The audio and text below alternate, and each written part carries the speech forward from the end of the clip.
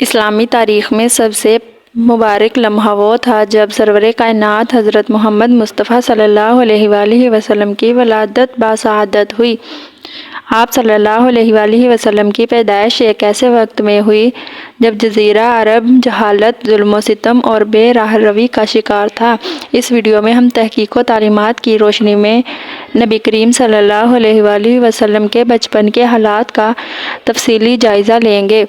رسول اللہ صلی اللہ علیہ وآلہ وسلم کی ولادت 12 ربیع الاول عام الفیل میں ہوئی، جو کہ موجودہ تقویم کے مطابق 570 کے قریب بنتا ہے۔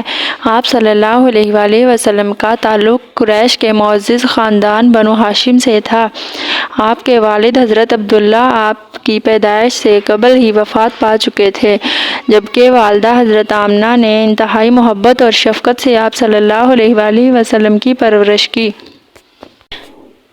آپ صلی اللہ علیہ وآلہ وسلم کی پیدائش کے سال ایک عظیم واقعہ پیش آیا جب یمن کے حکمران ابراہ نے خانہ کعبہ پر حملے کی کوشش کی، لیکن اللہ تعالیٰ نے اسے اور اس کی فوج کو ابابیل پرندوں کے ذریعے تباہ کر دیا۔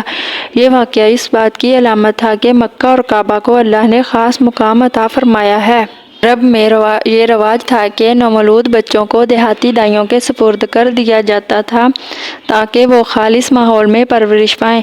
حضور اکرم صلی اللہ علیہ وآلہ وسلم کو حضرت حلیمہ سعدیہ کے سپرد کر دیا گیا، جنہوں نے آپ صلی اللہ علیہ وآلہ وسلم کو محبت سے پالا۔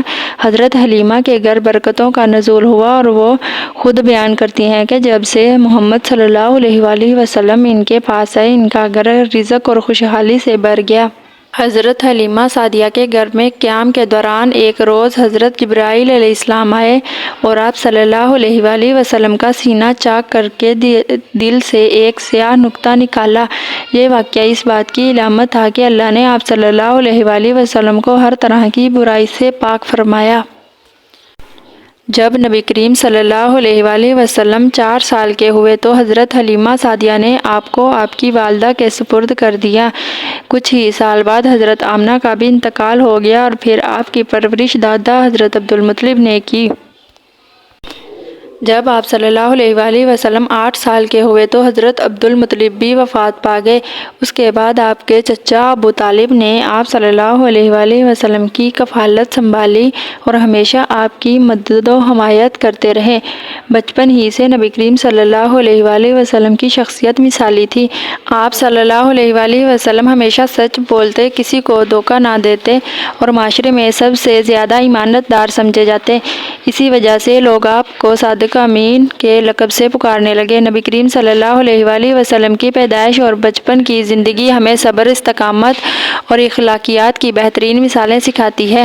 ایک یتیم بچہ جسے اللہ نے پوری انسانیت کے لیے رحمت بنا دیا، اس کی زندگی کو سمجھنا اور اس سے سیکھنا ہماری دنیا اور آخرت کے لیے بہترین راستہ ہے۔